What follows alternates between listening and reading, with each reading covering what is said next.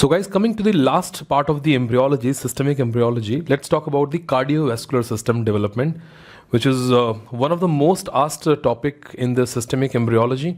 And especially for the AIMS exam, this is very, very important, especially the development of the venous system and the arterial system and abnormal development as well. So to begin in the cardiovascular system, let me again take you back to that general embryology, where we talked about the lateral plate mesoderm having a somatopluric layer and splanchnopluric layer. And we said this lateral plate mesoderm at the cranial end of the embryo, this splanchnopluric lateral plate mesoderm, which is at the cranial end of the embryo, will give rise to cardiac muscles, or you can say the heart will develop there. And more cranial to that, we have this fused lateral plate mesoderm, or you can say undifferentiated lateral plate mesoderm, that was septum transversum. So I'm again starting from that point itself. So if this is this is that region where we have this ectoderm and the endoderm, and here's the lateral plate mesoderm, which is divided into somatopluric layer and the splanchnopluric layer, as you can see, and we also have this undifferentiated lateral plate mesoderm, which is septum transversum.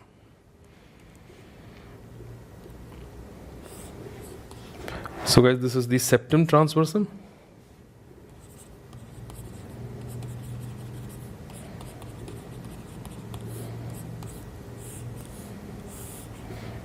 Let's say this here is the somatopluric lateral plate mesoderm, and this somatopluric, splanchnopluric, whatever we're talking about, it is at the cranial end of the embryo. That is somatopluric lateral plate mesoderm, and this is the splanchnopluric lateral plate mesoderm.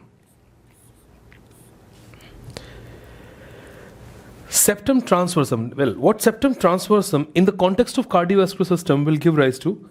Septum transversum will give rise to the fibrous pericardium.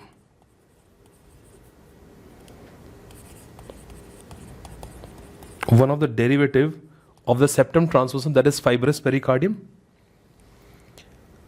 Somatopluric lateral plate mesoderm, as you know that somatopluric layer gives rise to all the parietal layer. So this will give rise to the parietal layer of serous pericardium,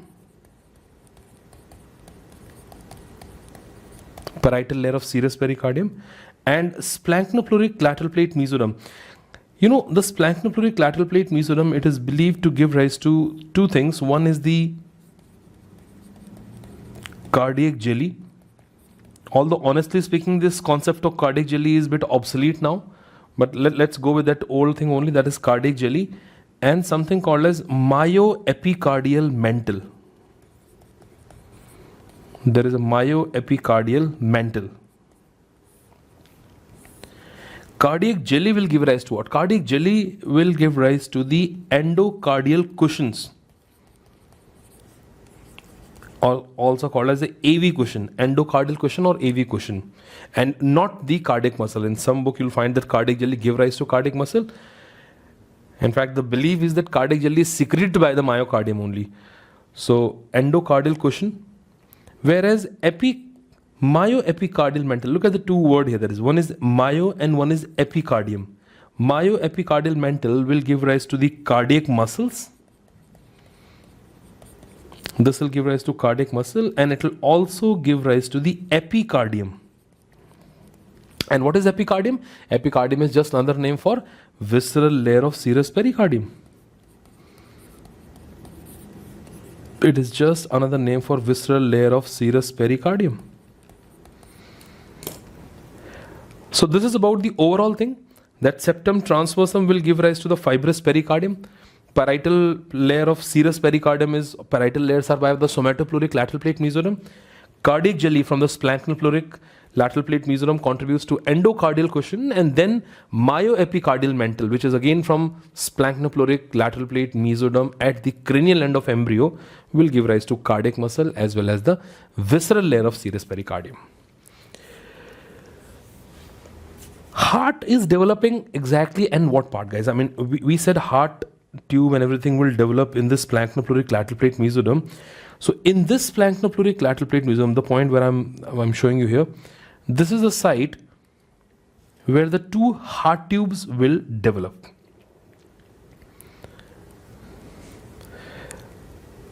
Let us say this is a heart tube here. There's another heart tube here. So we have these endothelial heart tubes which are developing in the splachnopluric lateral plate mesoderm. Let's say this yellow shade here is nothing but the splachnopluric lateral plate mesoderm. So in this splachnopluric lateral plate mesoderm, as you can see, the two endothelial heart tubes will come into the picture.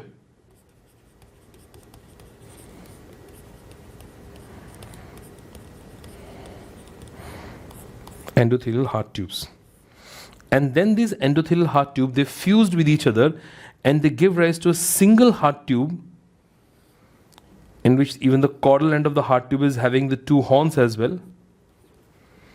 And this is how the beginning of the heart development takes place. We have the two endothelial heart tube. In the 3rd week of embryogenesis, they will fuse with each other and they give rise to a single heart tube, which is having the cranial end referred as the arterial end, because all the major arteries will emerge from here. That is arterial end, more technically called as the truncus arteriosus. And this is the caudal end or the venous end, that is called as sinus venosus. That is a venous end. The arterial end and the venous end of the heart tube. So what we're going to do now, let's take this heart tube separately, see what is the different parts of the heart tube we have, what are different circulations that you will see in that. Primitive atrium, ventricle, and then bulbous cordis, and what is exactly derived from that, those different parts of the heart tube. So I'm going to take this endothelial heart tube which is present in this splachnopluric lateral plate mesoderm separately, and let's talk more detail about it. There we go. This is the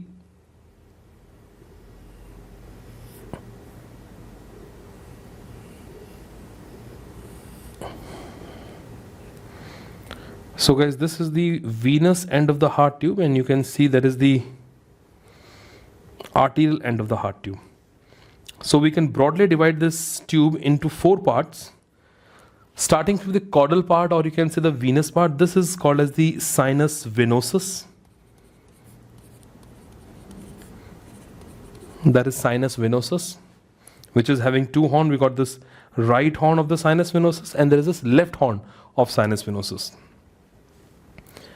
Then above sinus venosus, this circulated part, that is called as the primitive atrium.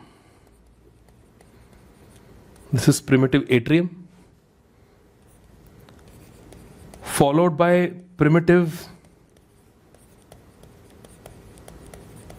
ventricle, and then this entire thing is called as the bulbous cordis. This is called as the bulbous cordis, which can further be divided in 3 parts. In some books only 2 parts are mentioned, but more precisely we can divide it in 3 parts, the bulbous cordis. This is the proximal 1/3 of bulbous cordis. We simply call it proximal 1/3 of bulbous cordis. The middle part, that is called as the conus, very important, that is the conus part. And this is the cranial end of the heart tube, that is the arterial end of the heart tube. And what is the name? Called as the truncus arteriosus. That is called as truncus arteriosus. So this is a further subdivision of the heart tube, guys. We got the sinus venosus, followed by primitive atrium, we have primitive ventricle, and then bulbous cordis, which is divided into the 3 parts, that is proximal 1/3, conus, and truncus arteriosus. What adult derivatives will be there from the sinus venosus, primitive atrium, and all that? So before we go to the arterial and venous development, guys, look at what is derived from the heart tube itself. Although it is a bit a complicated procedure, how exactly the folding will take place. Now look at this, sinus venosus is below. If you look at the picture, sinus venosus is below and primitive atrium is above, like something like this. So let us only focus at these 2 things. One is primitive atrium above, sinus venosus below. When the folding of the heart tube takes place, this sinus venosus will come behind primitive atrium and get absorbed inside. So because sinus venosus is coming from the posterior side and now primitive atrium is anterior, because of the folding, the sinus venosus comes behind and primitive atrium comes in front. So sinus venosus is actually gives rise to the smooth posterior wall of atria. Smooth posterior wall of the atrium are contributed by the sinus venosus. How do we divide atrium, guys? If you remember from the thorax which we discussed, we have a smooth posterior wall, we have a rough anterior wall. And in ventricles, we say we have a rough inflowing part and smooth outflowing part. So even developmentally, actually those nomenclature are based on the developmental evidences. So smooth posterior wall of the atria is by the sinus venosus. More precisely, the smooth posterior wall of left atria is by the absorption of pulmonary veins. If you see the posterior wall of the left atria, it is mainly by the absorption of the pulmonary veins. Primitive atrium, because primitive atrium is in front, so this will give rise to what? This will give rise to the rough anterior wall of atrium. Whether right atria or left atria, it is forming the rough anterior wall, that is primitive atrium. Then comes the ventricle. As I just said, how do we divide ventricle? We have a rough inflowing part and we have a smooth outflowing part. So guys, the rough inflowing part, primitive ventricle, this will give rise to the rough inflowing part of left ventricle. This right and left you have to remember. Primitive ventricle more precisely gives rise to the rough inflowing part of left ventricle, because proximal 1/3 of bulbous cordis will give rise to the rough inflowing part of right ventricle. That will give rise to rough inflowing part of right ventricle. Now once the rough inflowing part are ready, now we have to form the smooth outflowing part of ventricle. What is the smooth outflowing part of ventricle? That is infundibulum. So that is done by the conus. Conus will give rise to the smooth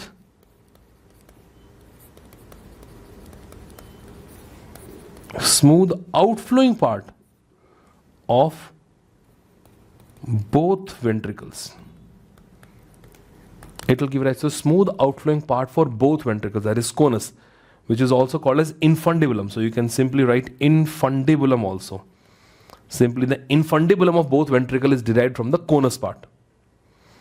Infundibulum is by the conus part. And then lastly we have truncus arteriosus, guys. Truncus arteriosus, arteries, the two main arteries coming out of the heart. Pulmonary trunk and ascending aorta. So they are the one which will contribute to the formation of the pulmonary trunk and ascending aorta.